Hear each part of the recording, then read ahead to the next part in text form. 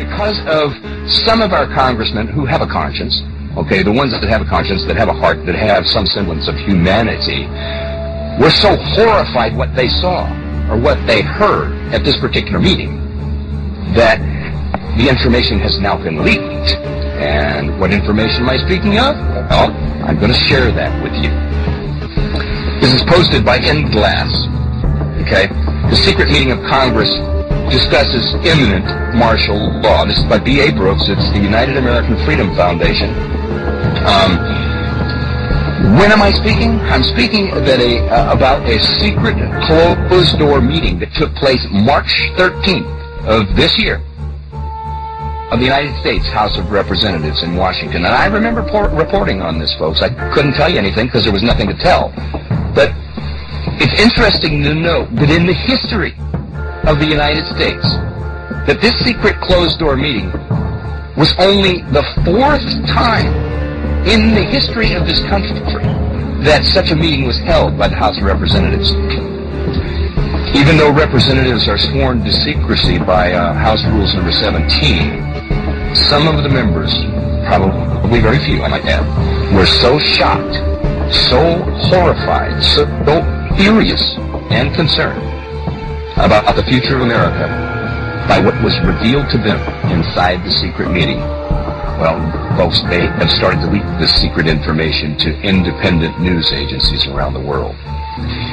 The mass media said almost nothing, which is not a surprise, about the secret meeting of the House, mentioning only one of the items that was being discussed: the new surveillance techniques that are going to be used by the U.S. government to watch all of us, all American citizens. The story was first released in a newspaper out of Brisbane, Australia, curiously enough, revealing the contents of the secret U.S. government meeting and plans for America, including all of its citizens. Yes, folks, us. Shortly thereafter, David J. Meyer from the Last Trumpet Ministries found it, and he made it more available for the world to see. Now, hold on to your seats, folks, because this is what has been revealed about that meeting. Number one, the imminent, and I don't say possible here, I say the imminent collapse of the United States economy to occur sometime in late 2008. Now, for those of you who listen to Bob Chapman on Tuesdays, or you've talked to Robbie Noel, or you've had any conversations or listened intently to John Stadtmiller's show, or if you go into kidco.com or watch not a secret to anybody. This has been going on for quite some time, but it's been escalating of late. And then, of course, we have the CDOs, we have the hedge funds, we have the Bear Stearns debacle, we have these members that are these fall guys that are being arrested for it, similar to the Enron scandal. And they're going to turn around and blame somebody for it. But the fact is that, according to this meeting, the imminent collapse of the United States economy to occur sometime in late 2008. All the more reason why Ron Paul should be getting the nomination for the election, because it doesn't make any difference whether it's Obama or McCain. This is what's going to face him. But that being said, okay, the next one is the imminent collapse of the United States government finances sometime around mid-2009. Okay, so let's not, we can rule out the infrastructure inside this country falling apart because the lapdog Congress, including the Democrats, continue to keep allotting more and more money for this occupation of Iraq, which is a waste of $2 billion a week, at the expense of all of the programs that they have initiated throughout the history of this country, whether it be for schools or welfare or whatever it is, okay, or roads, or everything is going to waste. Everything is going to hell in a handbasket because of this occupation, this insane occupation. Next one, number 3. The possibility of civil war inside the United States as a result of the collapse. Now, what are they talking about here? They're talking about rioting. Are they talking about food rioting? Well, We could put that on the list of possibilities, as I spoke with you just a few minutes ago about, I wonder, as I looked at this receipt, as I spoke about earlier in the show, where they're sending a warning out right out of a mainstream multi-state grocery store talking about the food that they sold to us most likely or is contaminated with these specific dates on it, and to give it back. And one of the things that went through my mind is, what is the average ignorant American doing when they look at this? Do they have a clue what's going on here? And my mind tells me probably not. Okay, but that was number 3, the possibility of a civil war inside the United States as a result of the collapse. Now remember, folks, they are telling this to our congressional members, and there was a very few of them, who were shocked, horrified, furious, and concerned enough, which means they had conscience enough to leak this story. But listen to number 4. Number 4, the advance, and I emphasize advance, roundups of insurgent U.S. citizens that are likely to move against the government. Now, what does that mean? Likely to move against the government. How do they define move? Are they talking about taking up arms? I wonder. Are they talking about moving by intellect, vocalizing our dissent towards their policies? What specifically are they talking about when they say likely to move? And then, of course, number 5, it goes on to say the detention of those rounded up at the Rex 84 camps constructed throughout the United States. That's number 5. Number 6, the possibility of public retaliation against members of Congress for the collapses. Well, now let me...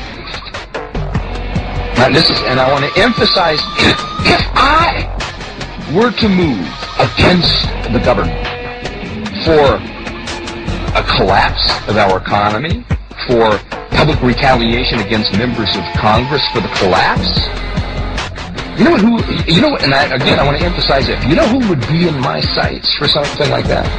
If I were, I'm not going to, folks, I want to clarify, but if I were, Nancy Pelosi would be right there on the top, because I remember her campaigning for her position, her congressional seat back in early 2006, talking about George Bush. He needs to be impeached. We need to stop this Iraq war. And once she got elected, all that was off the table.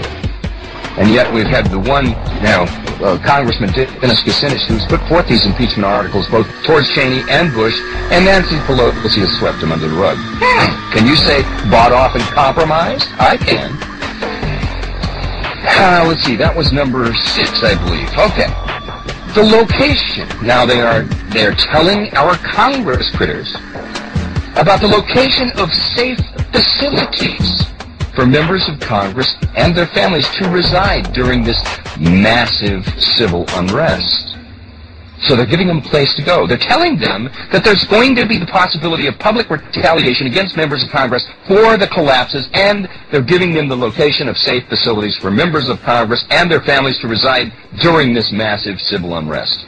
And of course, then they go on to tell them the necessary and unavoidable merger of the United States with Canada and Mexico, establishing the North American Union. See, so this is their solution. Remember, problem, reaction, solutions. Let's see, what is it? Let's see, it's thesis, antithesis, synthesis. And then, of course, they go on to say, and they notify Congress of the issuance of a new currency called the Amero for all 3 nations as an economic solution. And I'll go on, I'll even go farther than this and to say, they can call it the Amero, they can call it the doo-doo, they can call it the cop, they can call it whatever they want. But I'm going to go on to say that we're not going to be able to physically feel it, hold it, touch it, drive it down the road, hold it in our hands. We're not going to be able to put it in our piggy banks or anything, folks. I believe that they will institute what they have been trying to do for a long time, which is indeed the cashless society. And if you don't want to play ball, they're just going to turn off your chip, or they're going to put a little red flag against you in their computer system, and you will not exist anymore. That's my prediction. I could be wrong, but I don't think so. Okay. Now, going on, except for you guys, okay, a few 100,000 U.S. patriots, most Americans have no clue what has really been going on within the United States for over the past 100 years. And the sad thing is that most do not want to know. They don't want to know the truth. Okay? How many of you out there have gone out and tried to tell somebody the truth, and you get very passionate, and you get frustrated with these people because you see that glaze come over their eyes, and then you want to turn around and talk about the latest touchdown in football, or the latest grand slam in baseball, or that slam dunk in basketball. But they don't want to deal with this. They don't want to know the truth.